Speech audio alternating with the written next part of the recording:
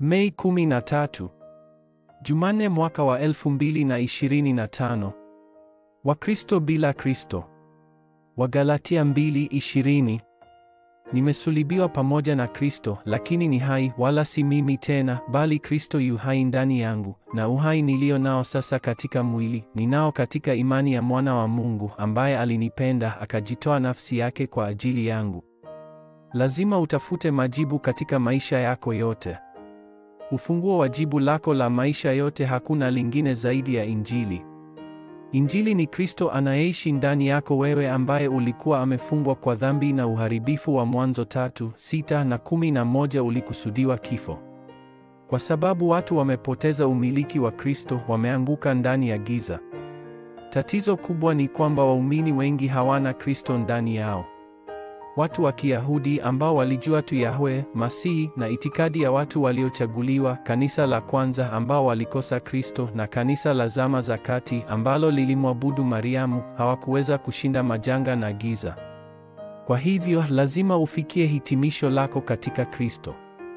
Paulo na timu yake ambayo ilifikia hitimisho lao katika Kristo, iliweza kutekeleza uinjilisti Makedonia na Roma. Kwa sababu Kristo ndiye nuru, giza linabomoka wakati Kristo anatangazwa. 1. Zama za Misri na Filisti. Waisraeli waliachiliwa kutoka Misri siku ambayo dhabihu ya damu ilikuwa imefanywa. Ni wakati huu ambapo Mungu alitoa sikukuu 3 na sanduku la agano kwao. Kuanzia wakati huo na kuendelea, Israeli walienda wakizingatia hema maskani. Wakati wa zama za Filisti, Mungu mwenyewe aliwapiga Wafilisti wakati watu wamekusanyika huko Mispa ili kutoa sadaka ya kuteketezwa 2. Zama za Aramu na Babiloni, Eliya alipotoa sadaka ya kuteketezwa kwenye mlima Karmeli, kazi za ushindi juu ya manabii wa giza ziliibuka.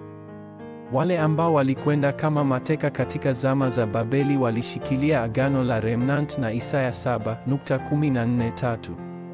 Zama za Roma, Paulo alikiri, Injili hii ni nguvu ya Mungu inayoleta wokovu kwa kila mtu ambaye anaamini. Wenye haki wataishi kwa imani. Wakati Martin Luther alinukuu haya maneno, ulimwengu wote uligeuzwa juu chini. Basi, ikiwa umefikia hitimisho lako katika Kristo, kwa nini mambo hayafanyi kazi maishani mwangu? Sio kwamba mambo hayafanyiki. Paulo alikiri kwamba ugonjwa wake ulikuwa neema ya Mungu kwa ajili yake kuokoa ulimwengu. Zaidi ya hayo, unapofurahia Injili, hakuna kitakachokuwa shida kwako. Ni kwa sababu lazima ushikilie agano na uangaze nuru kwa wale walioanguka gizani. Ombi la agano. Mungu Baba, leo iwe siku ninayopokea jibu langu la maisha yote. Naomba kuhitimisha katika Kristo pekee na kuangaza nuru. Kazi za giza zinazotoweka ziondoke popote ninapoenda. Katika jina la Yesu Kristo ninaomba. Amen.